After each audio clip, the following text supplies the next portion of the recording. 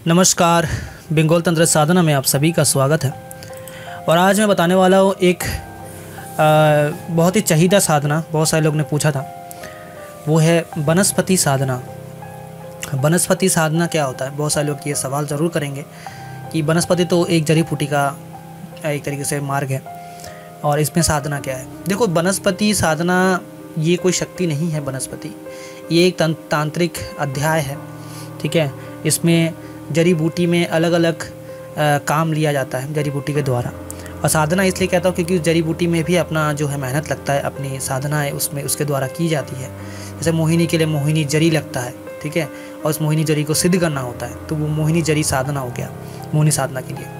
तो वैसे ही वनस्पति साधना जो है पूरे सिस्टम को कहते हैं, ठीक है।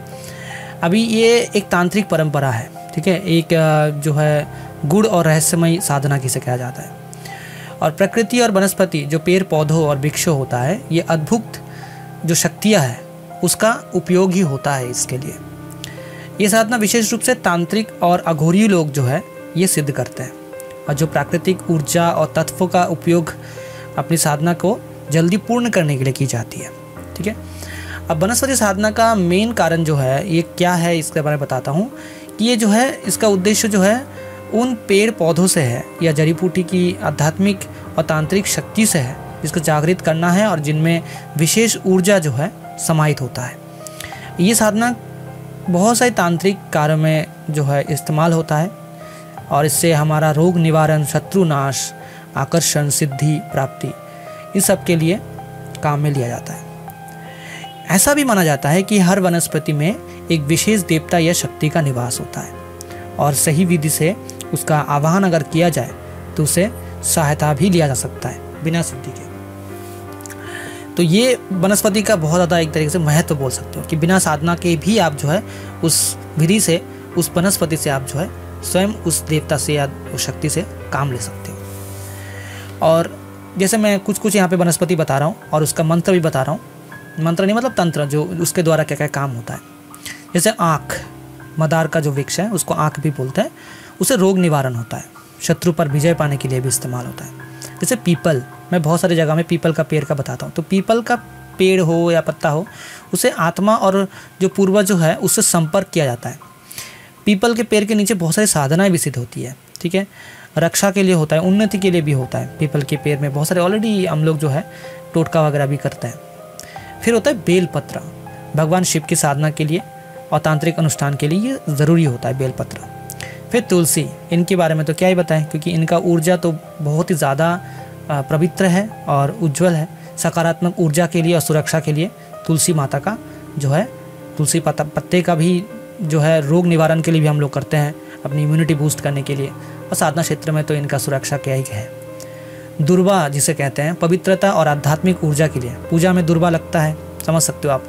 फिर रक्त चंदन, आकर्षण के लिए बहुत ज़्यादा इंपॉर्टेंट है और समृद्धि के लिए रक्त चंदन, ये भी साधना में इस्तेमाल होता है, ठीक है।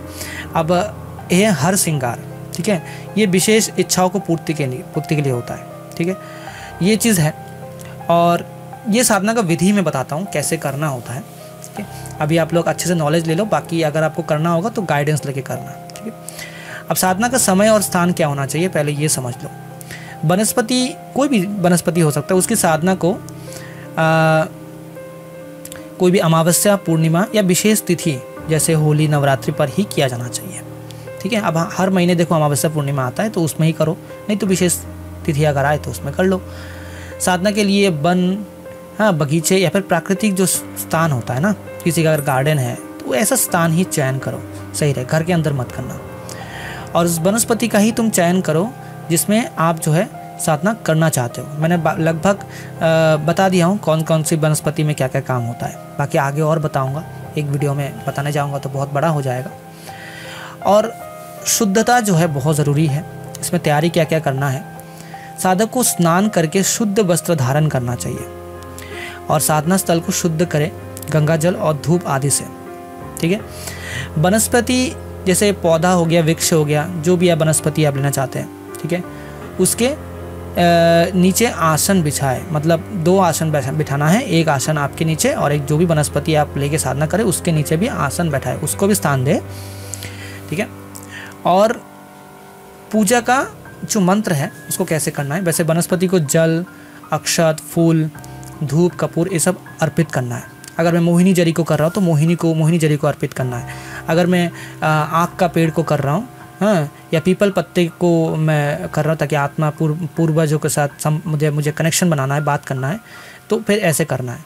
ठीक है, हाँ, तो ये सब चीज़ें जो भी वनस्पति की को आप सिद्ध कर रहे हो उसको रख के फिर उसके ऊपर ये करना है। ठीक है, और फिर वनस्पति के देवता होते हैं, जैसे तुलसी माता का तुलसी देवी, ठीक है, वैसे वनस्पति का देवता होता है, जैसे बेलपत्र के लिए महादेव, तो उनकी देवता का ध्यान करें और उनसे आशीर्वाद मांगे। मूल मंत्र जो है वो मैं आपको बता रहा हूँ।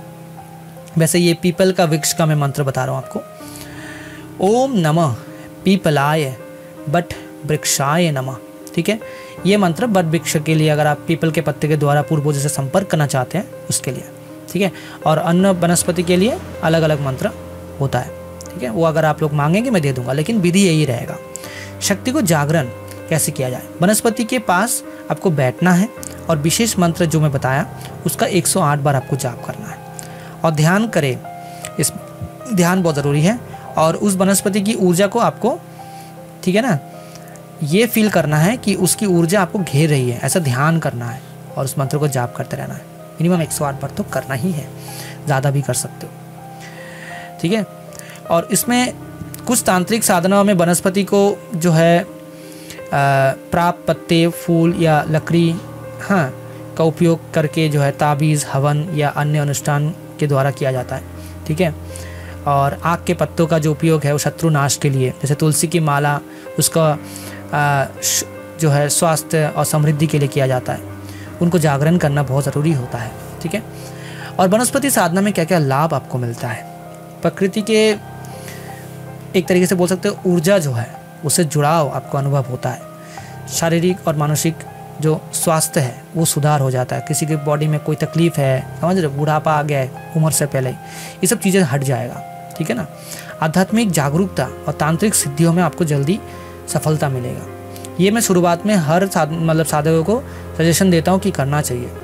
विशिष्ट तांत्रिक जो उद्देश्य है जैसे शत्रुनाश, आकर्षण, धन, ठीक है, इसकी पूर्ति बहुत जल्दी हो जाती है इसकी, अगर आप अच्छी तरीके से साधना करो। अब वनस्पति बहुत सारे और भी हैं, आगे बताऊंगा। सावधानियां क्या क्या रहना चाहिए, गुरु के मार्गदर्शन में करना ज़रूरी है। ठीक है, क्योंकि बिना उचित ज्ञान के इसको करना फिर हानिकारक भी हो सकता है। साधना के समय मन, वचन और शरीर शुद्ध होना चाहिए। ठीक है, और साधना के बाद वनस्पति को नुकसान ना पहुंचाए, कि फेंक ना दे, हो गया बस कंप्लीट, नहीं, उसको अच्छे से पूजा करें, वो एक भगवान का ही स्वरूप होता है। ठीक है, और वनस्पति साधना जो है हमें ये सिखाती है कि प्रकृति हमारे जीवन का एक अभिन्न हिस्सा है और इसकी शक्तियाँ का सही उपयोग करके हमें अपने जीवन में जो है ऊंचे दर्जा या बेहतर हम लोग जो है बन सकते हैं। और ये साधना केवल भौतिक उद्देश्यों के लिए नहीं की जाती, बल्कि आत्मिक और आध्यात्मिक विकास के लिए भी की जाती है। तो वनस्पति साधना जो है इसके द्वारा आप जीवन में धन, आकर्षण, ठीक है, शत्रुनाश, हाँ, ये सब चीज़ों से पा सकते हैं और साथ में जो सुरक्षा पा सकते हैं। ठीक है, पूर्वजों से कनेक्ट हो सकते हैं और अनुष्ठान में भी इस्तेमाल होता है। तो रोग निवारण, जीवन में और क्या चाहिए, ये सब चीज़ें वनस्पति साधना से पाया सकता है। तो आगे इसके बारे में और डिटेल में बताऊंगा। आज ये वीडियो इतना ही रखते हैं। तो आज के लिए इतना ही, अपना ख्याल रखिए। जय मां काली।